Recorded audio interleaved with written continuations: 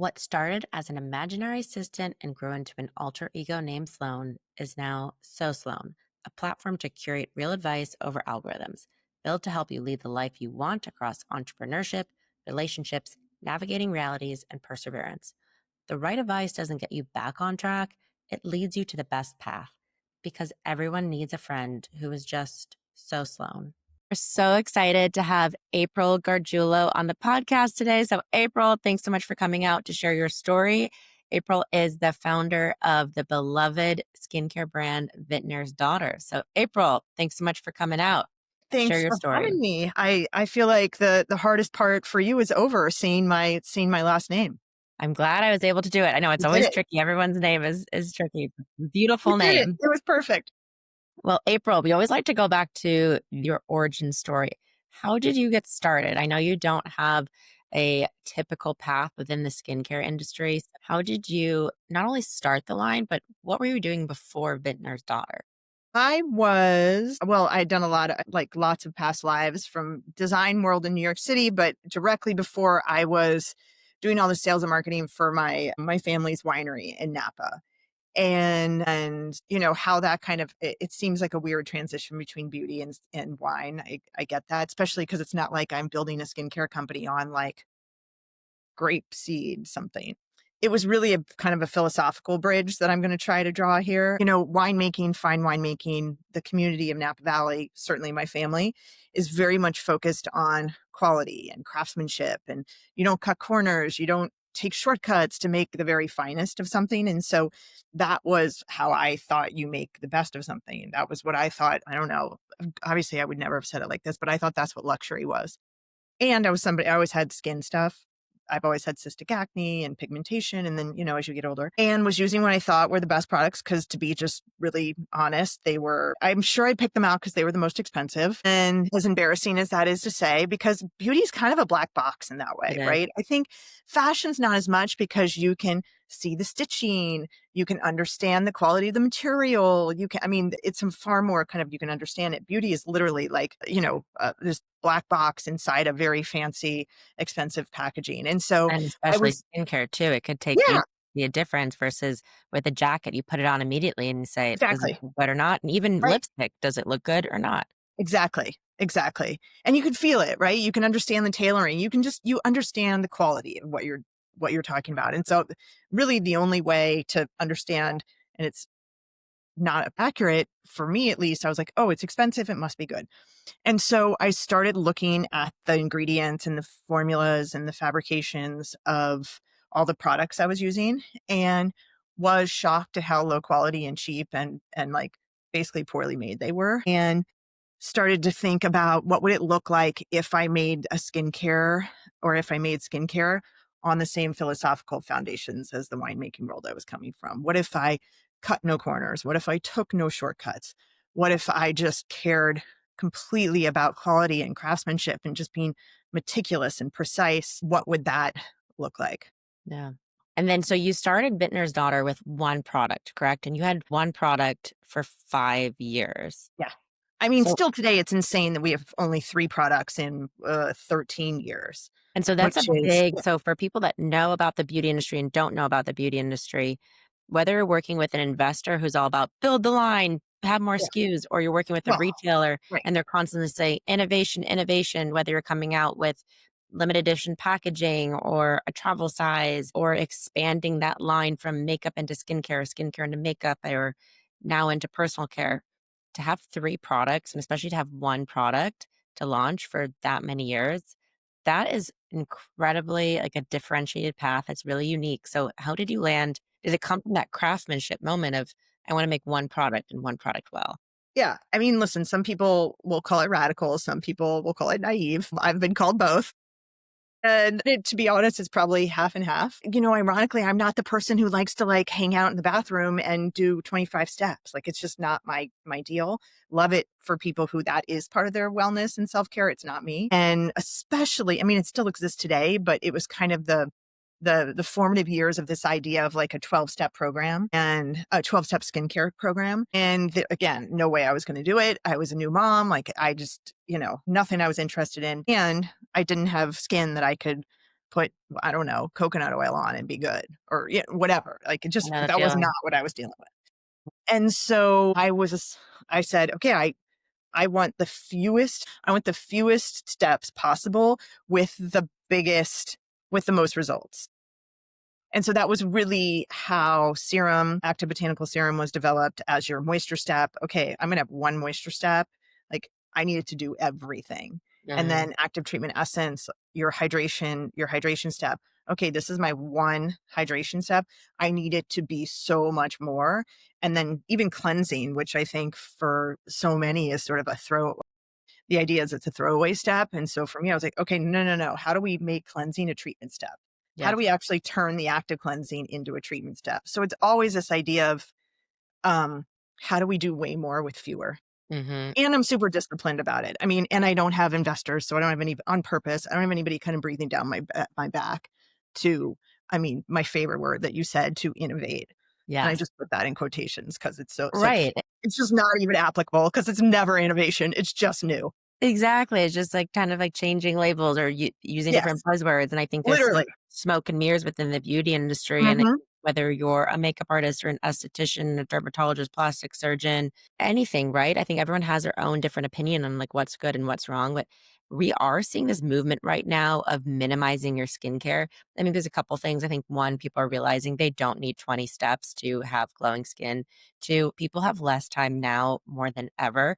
So I think you were really ahead of your time by saying you only need a few things to have your healthiest skin yet.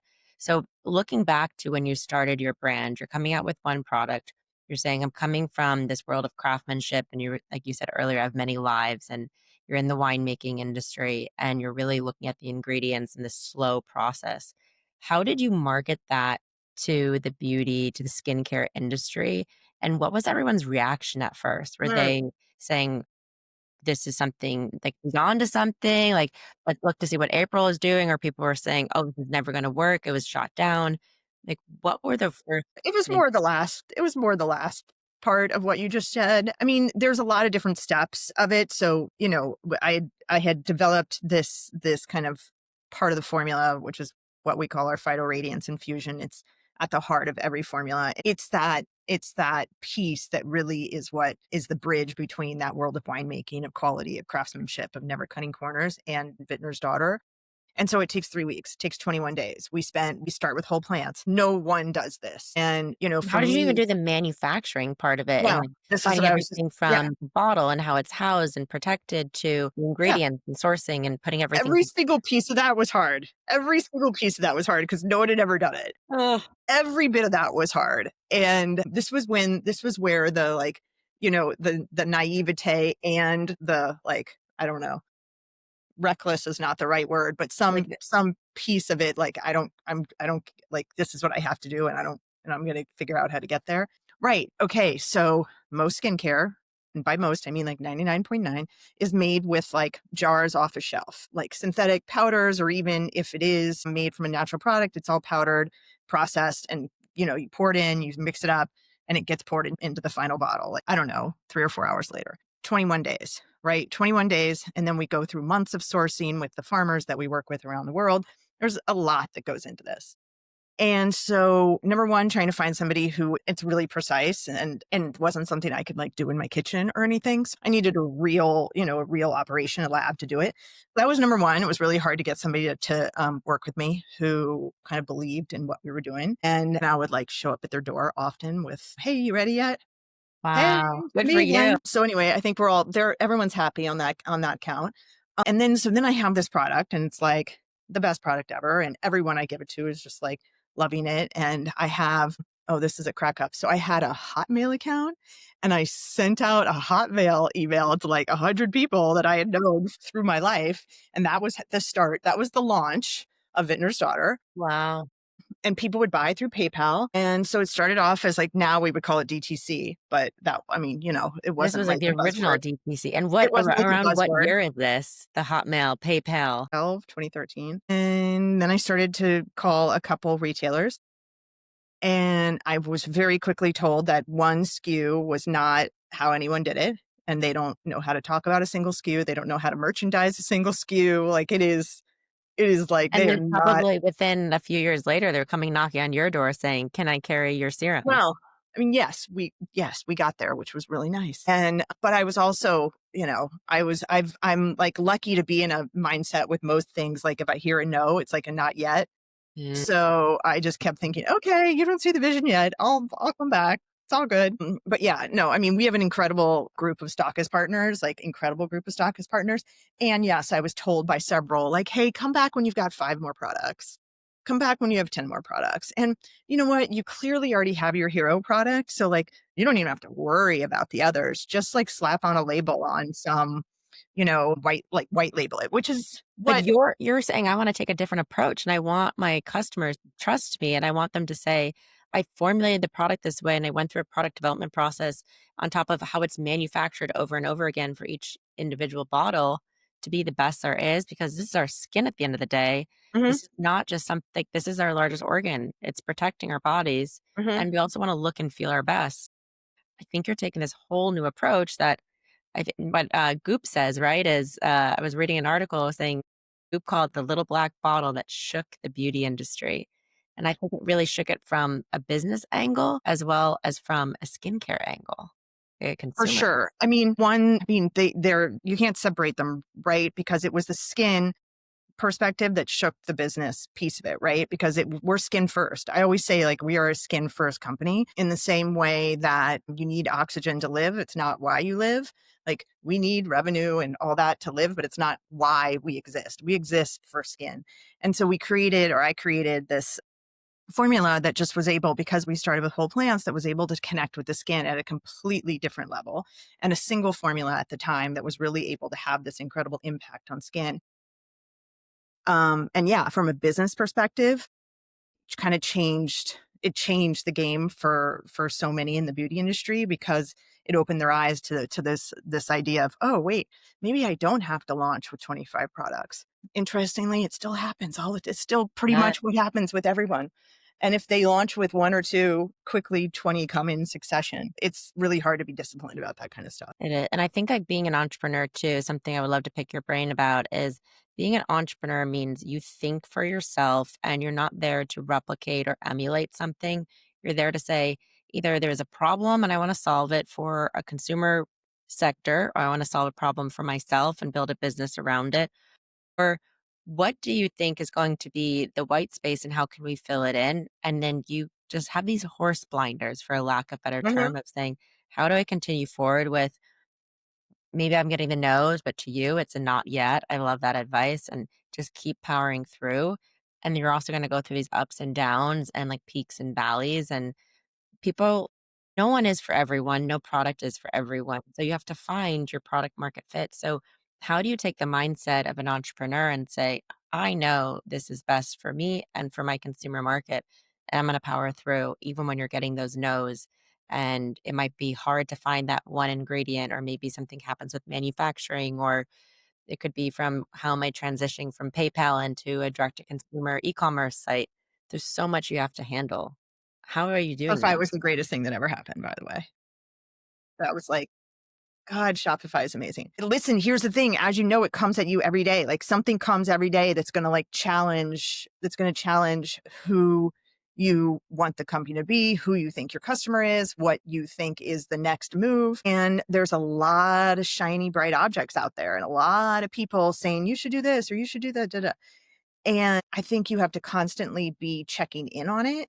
Yes. But I think you have to be really clear of what that North Star is. And, for me, I don't know that I'll ever reach my North Star. It's a wild, insane, crazy thing that I want to do, but it's always the thing I'm working towards. Can you share what your North Star is, or as close Yeah. to I your mean, North Star it is, and, like, yeah, I how want to close are create you? sure. I mean, it's crazy. I want to create the very first heritage luxury skincare brand. And so that is not something you do. I mean, most people are building companies, as you know, for like 3 to 5 years and then an exit, right? Or whatever, like really long time, 10 years, Yeah, heritage is a foreign word to most people these days, I especially think. in the United States. Coming from the wine world, that's something that I'm very comfortable with. And so yeah, I mean, I want to create like I said, the very first like US luxury heritage skincare company.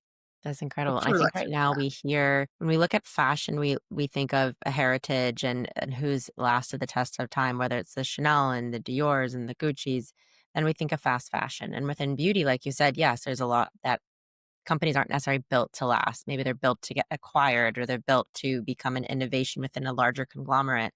So, how can you withstand the test of time? And we're in a world of marketing is whether it's product marketing or brand marketing, it's on a lot of businesses' minds. And there's a lot of noise, especially within the skincare industry coming out of the pandemic. Also, people are looking at themselves on Zoom. They're saying, what's going on with my skin? Aging is on everyone's mind. People are stressed. Their skin is suffering through that external, internal stressors. On top of it, there's social media. So, how are you going to navigate building this heritage skincare brand, this like legacy, knowing that there's going to be so many trends and there's going to Mhm. be so many more, almost these like external threats, for lack of a Yeah. better word, that No, are I coming understand what you're at us? saying. Think, gosh, there's a lot in that question. Gosh, I think that people get to a place, and I don't necessarily think this has to do with age or education or socioeconomics. I think people get to a place where they're tired of the treadmill. They no longer have trust in the treadmill. They recognize that they are what's being sold in a way, right? They start to realize that they aren't being centered in the conversation, right? And I think once that happens, the aperture kind of or something opens up for them to say, okay, wait, look, let me look for truth somewhere else. And for us, they find us and we're very much word of mouth. I mean, and like there's a generosity in this wild, crazy, audacious thing I want to do. The generosity is like time is that I don't have to reach max capacity in 3 years. Mhm. I have this, like, real generosity of growth, and so I can grow really steadily, and like I said, word of mouth, we always call it G to G, girlfriend to girlfriend. And so there's just something really beautiful about that, and, like, we have really great retention. People find us and they don't leave. I mean, it's one of the things that I have when I'm thinking about products and introducing new products. I don't wanna make anyone's next product. Everybody else can make your next product, your all every whatever. You buy it once, you never buy it again. I wanna make your forever product. I wanna make the products that you marry for life, that you never don't have. That's a huge topic, and I think, we talk a lot about on this podcast is advice, and interesting what you said really struck home too, was this, like, built to last moment of, I want your to build that forever product, and especially in this day and age, everything is be the first, whether it's be the first to exit the company, you see people on social media saying, "My friend got married before I did," or, "They got to their VP level at their marketing job before I did." Whatever it is, it's all about being the first, or they reached 100,000 followers on TikTok. Whatever you wanna say it is, it's about the first. And I think there is a huge conversation, not just within skincare or entrepreneurship, or it's really life, is about maybe it shouldn't be the first, but it should be what is in it for the long run, what is, like, built to last and has that longevity, and that's not Yes, something people are talking about right now. From because that anything, right? From fashion to relationships to businesses. yeah, I mean, being the first is built off the backs of a lot of different things, of, like, your emotional and physical well-being, off the back many times of, like, our environment. I mean, it's the list kind of what gets disregarded in that is long. And I think it's really hard for I mean, I always joke that I'm in witness protection up here. And Amazing. up in Northern California, witness protection, so I can kind of, like, tune out to a lot of that and just really focus on what, again, that North Star and what we're doing and being really, like, true and pure about it. And, I very purposely, live outside that system, and I've built a business outside that system, so that we can have the kind of impact I wanna have Mhm. It on does our have that community's longevity. skin, on their psyche, on their spirit, on our world. So when you're talking about building your business and you're not only the structure of your business is different, the product innovate or product, I should say, product development of your skincare is different. How are you marketing and how are you getting the word out? You were saying girlfriend to girlfriend, it's word of mouth. There's also a lot of the beginning, there were a lot of makeup artists that recommend your product, and most people say when a makeup artist recommends skincare, your ears perk up because they know if your skin is great, it's a perfect canvas for them to build the makeup on, so trust makeup artists the same way people are trusting you their yoga teacher for what workout pants they're wearing to their hot yoga class. So, how did you build that network, and how did you get the word out at the very beginning? Especially when I'm looking at 2012 and Instagram is still very new. It's when people took overly filtered photos of their food or their rowboat in Central Park, and it's not the social media world we know it is today. How what was the marketing in the beginning, and how has that evolved? I mean, it hasn't evolved all that much. It's pretty much the same. And again, I'm up here in Northern California in Napa, did not know any makeup artists or celebrities, and somehow they found us, and these extraordinary women, and would include us in their bags and on their shoots. And then celebrities found it, and like you said, this that Instagram was coming up and everybody wanted to create content, and so there was a lot of content around Vintner's Daughter, and at the time Active Botanical Serum, and then Essence. And that's still happening. The creator universe obviously is a very different, it's developed into a real business, which I think is extraordinary. And so that has changed, but it's really like, again, just like girlfriend to girlfriend. And yes, some of those girlfriends have really ginormous platforms. And some it's you're at the coffee shop and somebody says, "Oh my God, your skin looks great." And you're like, "Okay, Vintner's Daughter." I mean, we've had customers who've said, "I got stopped in the street by someone to ask me what you've got on, Oh, what that's the best skincare you're compliment. wearing," You're like, right? wow. So it's that. It's, Tracy Ellis Ross telling her 50 trillion followers, or whatever, Haley Bieber, Gwyneth Paltrow, and it's the woman in line at the coffee shop or crossing the street that are also just, giving that testimonial.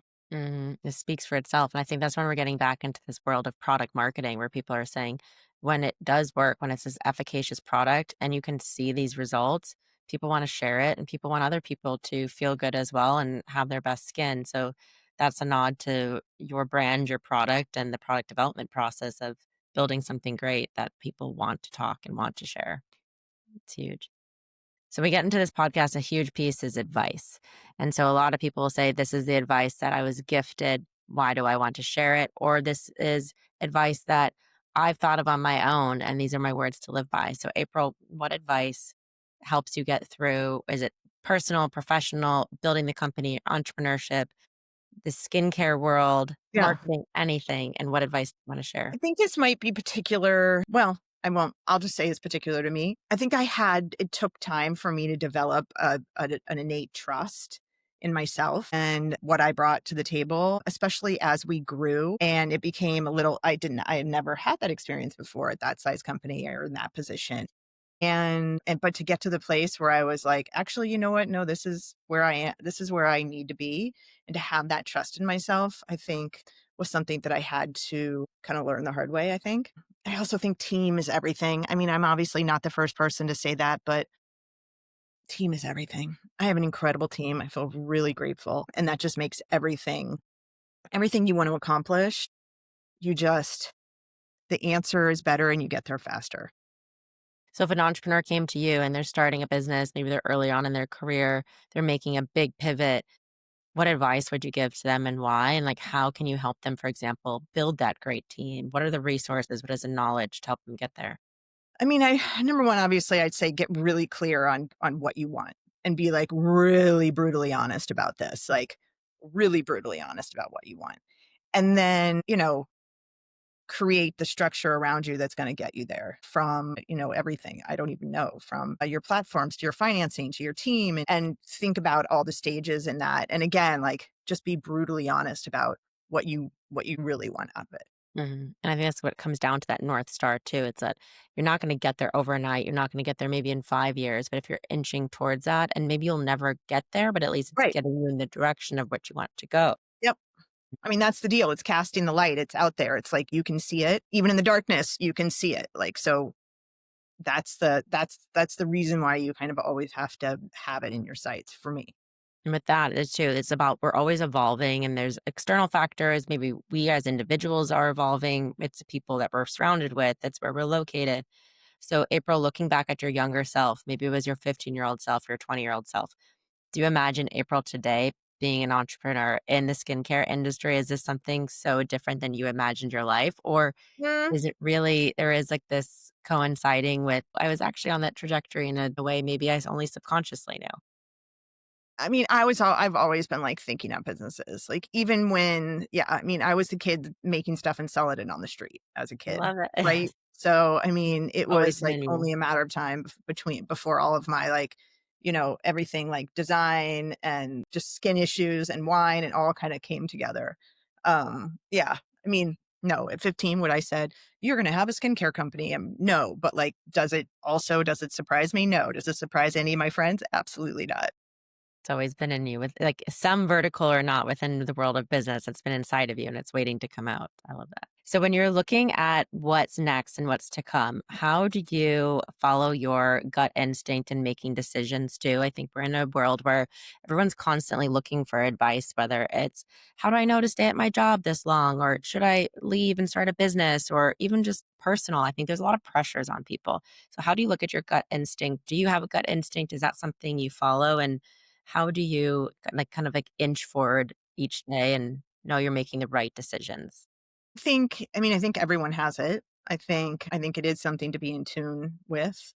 I think there are things that can, obscure it or kind of tilt it maybe, and I think that you have to always kind of be willing to make hard choices, and if it doesn't if, like, you're making a choice and, like, it doesn't sit with that intuition well, then, like, like, you're not always gonna get it right, like, it's just come on, that's not gonna happen, but you have to, like, listen to it and learn from it, and that's part of the process, right? I mean, no that's just part of the process, that's how you, like, not sharpen the muscle, what do you call it? Like, strengthen the muscle.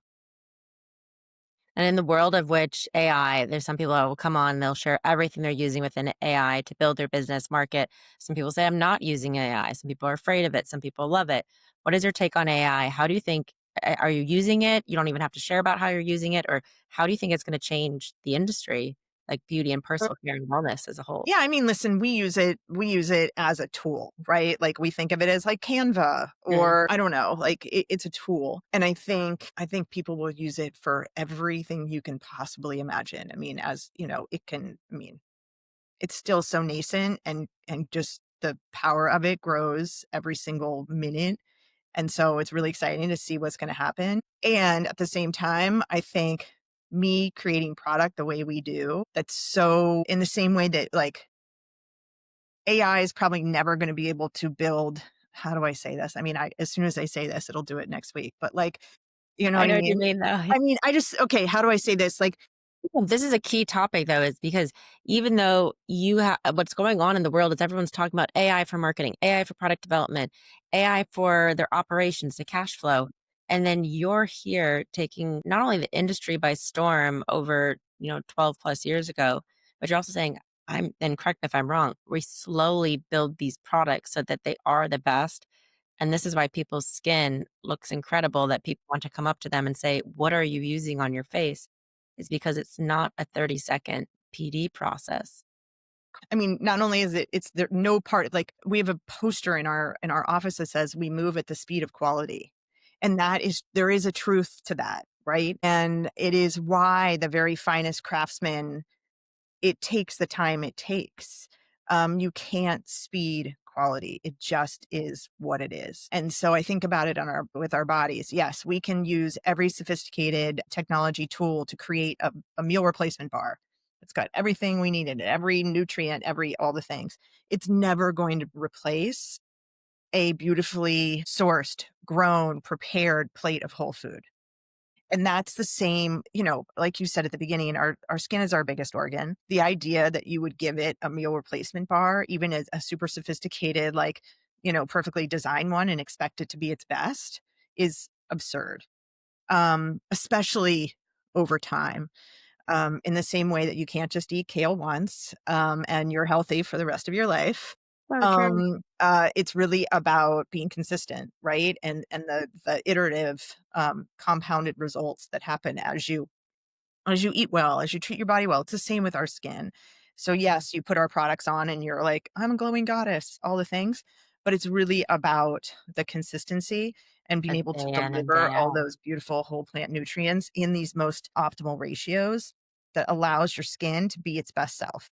Mhm, mhm. You partially answered one of my second to last questions, and it was, what do you wish that someone or that everyone knew about you or Vintner's daughter, but most people don't know? And I think you partially answered it, but I also don't wanna imply that that actually was your answer to that What question. wait, what was it? I don't I Well, I think you were talking too about just, like, the nuances of, like, you can't just, like, take everything and, like, funnel it up into, like, a blender and make something and have it replace everything, and maybe a lot of people don't understand that through skincare when they might just look at something and say, "Oh, it's expensive," and like you were saying Yeah, earlier, we're reaching for something a lot of times because it is the most expensive skincare, but that doesn't mean it's necessarily the best, but you're saying, "No, I'm actually taking quality, we're moving at the speed of quality and we're building this." But on top of it, like, what do you wish more people knew about you or Vintner's daughter that yeah. most people don't know, and I why? mean, maybe this has nothing to do with me particular or even Vintner's daughter in particular, although, me personally and professionally practice this.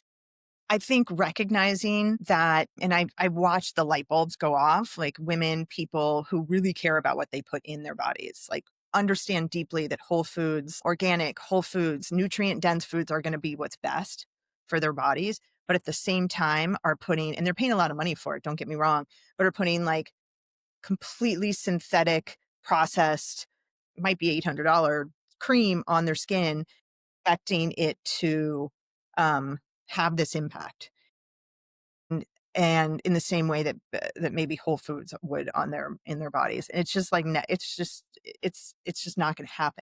And so that disconnect there, I always think is super interesting. And I'll have this conversation with people, friends, and kind of shed this light, and you can just literally watch the light bulb go off, be like, "Oh, wow, yeah, got it. Right. Like my largest organ. Why am I slathering it with like processed synthetic junk? Like I And wouldn't do do that to you my feel body." that your job as a brand, as an entrepreneur, as a business owner is educating the market? And is it really difficult to educate a market when there's a lot of false information, but there's also a lot of information coming from the plastic surgeons, the makeup artists, the dermatologists, the estheticians, the business owners, the creators, the retailers? Like, how do you educate that market? And is that I don't see my job as to educate anyone. I think people find us at the right time. And at that place, then I'm proud to talk about who we are. I'm proud to talk about our values as a company. But I think people come to us when I know that sounds kind of ridiculous and woo-woo, but like I think people come to us when they're ready for like what we're gonna present, and how we approach it. And I think for a lot of people, it's probably scary to get off that treadmill of like new and more and next and new and more and next, right? Because so much of that is driven by insecurity. Mhm. And I think you start to like believe the idea that you need to be fixed or Yeah. corrected or you shouldn't age or I don't know, all of these things that are false. And so I think there's like a confidence that you have to get to, or at least a suspicion of what this other thing is happening, like just like a kind of inkling of like, I'm not really I don't really, Like, is this it isn't really making me like feel good. I'm not sure making your own why. decisions Yeah, too about what's happening? And I exactly. think, like, aging is a big topic, and some people come on and say, "I don't believe in aging, I believe in, aging gracefully or aging better," or other people say, "I'm all about anti-aging," like, let's face it, we all wanna look our best, like, there is some polarity of the topic of Mm, aging too on this, or some people will say, on the outside, they look amazing, on the inside, they're not as healthy, it's not as optimal. There's there is a polarity on this topic, yeah. so how do you approach aging I mean, I and think it's hard. I think if your self-worth is wrapped up in having this false idea of like what perfect is or what aging is supposed to look like, it would be different for every single person. Just the word anti-aging is something that I kind of like cringe at a little bit just because it's like anti-aging. If you're not aging, like, you're not breathing, right? And so I just like the nomenclature of all this stuff is a little kind of cringy to me. Like I said, I don't when I hear the words correct, I'm always like, "Are you implying that I'm wrong?" Or if something yeah, what says is fix, it's like, "I don't think I'm broken." I get a little it just all feels like very like immature and cringy to me. I wish the nomenclature was more sophisticated, and more accurate, more truthful, but Yeah, I mean, I think everyone has to do what feels right for them at whatever time in their like, wherever they're at. And like you said, it was like Vintner's daughter will organically find its way to the people where it's like the best fit for them. And I love that, and especially through referrals. I think that's a wonderful thing, especially with all the noise we hear all day long about marketing and what to buy and what to purchase and procedures and aging and just where we're supposed to be. It's a greater topic too of, timing is a big part of this. Right. We know, we get asked a lot, like, what's your demographic?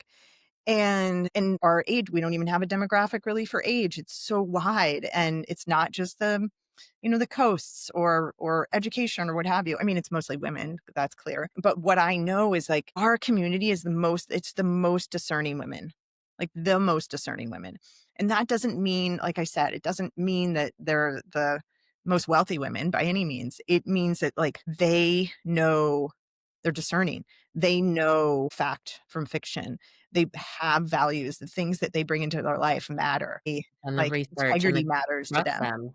Exactly. I mean, it's the thing that I never would have guessed about this world. I just was all about a product. Like I just got to birth this product that I need. And then to also be surrounded by all these extraordinary women, both from our community, like you, our stockist community. I'm always like, it's one of the things that I'm just like so incredibly grateful for. To work in an industry where it's predominantly women is so cool. I love it. It is. And you're building something incredible, and there's so much more to come too of like following that heritage of your North Star. And like you said, it's not just about extending the SKUs, it's about keeping this going. And this is the product, the serum that's going to help your skin, make you look your best. And the discerning community, when people trust people, they ask for their advice. And that's really the root of it. So we have one final question because I know I've kept you over time and I feel like there's so many things that I could probably ask you more and more and more. But one of our favorite questions, it comes from a Mel Robbins podcast, and it's where do you sit in the stands in your life? And what it means is imagine you're at a sports arena, whether you're a sports fan or not, and you're yelling at the players saying, why did you throw the ball to him? Or why did she run down the sidelines? Or maybe you're in the theater and you're the actor is giving a monologue and you're saying, why did she deliver her monologue that way? And they can't hear you. You're sitting in the theater, you're sitting in the chair. And many times in our life, we sit in the stands and we're telling ourselves we're going to start doing something, we're going to stop doing something. For me, I know it's like that post it note on the bathroom mirror, or it's the notes that have been sitting in my iPhone for now probably almost 3+ years. And for many of us, we are looking forward to something, whether it's professional or personal or a blend. So, April, where do you feel that you sit in the stands in your life? And how would you interpret this question to maybe what you're looking forward to the most or what is yet to come? So this is what am I? I'm in both in the stands and on the proverbial stage or the court. And what Well, am I telling myself? everyone takes it, actually, everyone interprets it very, very differently. Without, I don't want to put thoughts in your head, but one thing I'll Okay, say is, well, keep going. Yeah. well, I'll just say someone once said that they're not sitting in the stands, like they are, the soccer player who is kicking the ball down the field. And other people have said, "Oh, they're not in the stands; they're actually in the concession line, and they're getting their favorite popcorn, and they can't even get to the stands at that point." Everyone's had a different answer, Okay. but what I Okay. love the most is it's a reflective time for you to say, like, what are you looking forward to the most? Yeah. Okay. Well, because as you were setting it up, I was not seeing a distinction between the people in the stands and people on the stage or on the court. Like everyone's there playing their roles together and one can't be with the other. And so I was sitting in a place of gratitude of just this dynamic that was set up. So that was the first thing that came to mind. And I mean, I think gratitude's gonna come up. I'm really grateful to be in the place that we're at. I'm incredibly grateful for, our community. I am grateful for all the incredible women who've supported us over the years and just kinda, like, pushed me forward, and allowed all of this to happen. Yeah, I mean, I mean, and again, it sounds really woo-woo and whatever, No, but, like, no, I no, just no. sit in a place of, like, I mean, I just I feel really lucky, to be getting to do what I'm doing and to get to have so much integrity around it and being so true to what I wanna create. It's amazing. And a lot of times we say lucky, but we have to look back and say it's the hard work, it's the charisma, Of it's course. the hustle, it's building that network, and it's also taking that risk and carving out your own path and building something great. And especially building a heritage brand. It's forever building, and that's what makes you an entrepreneur. Is it's not one and done. It's not an exit sign. It's like a forever laying a brick on brick on brick, and that's what makes you different. And that's where the Yeah. gratitude comes in. I mean, it's all, as you know, it's all heart and hustle. I mean, Hmm. that's ultimately is what I tell my girls. I'm like, guys, girls, heart and hustle. Like you got to have both. Hmm. April, thank you so very much Thanks for for having me. I sharing loved it. your story, and learning more about Vintner's Daughter and how you built it and what's to come. And I love hearing that this is going to be a heritage brand forever and forever. And I still remember first hearing about it back in the day when I was working in beauty and how everyone was talking about it. And even then, the gosh, there's different time in marketing and how it's evolved. Congrats to you, and you've really built something great. We're excited to see it's continue to evolve and build and be great, but stay to that North Star of building a heritage brand and that legacy. But thanks, Thank you. I April. love being on. I love being on. Thank you. And The questions were really great. can people find you? Where can people find Vintner's Daughter website, social? Yeah, vintnersdaughter.com, at Vintner's Daughter, and lots of predominantly independent retailers around the world, really beautiful independent retailers. But also at like Goop and Nordstrom and Neiman Marcus and Bergdorf and Blue Mercury. Well, thank you, April. Thank you so much for coming on, sharing your story, and we're so excited to share this with everyone else. Thank you. Have a good one.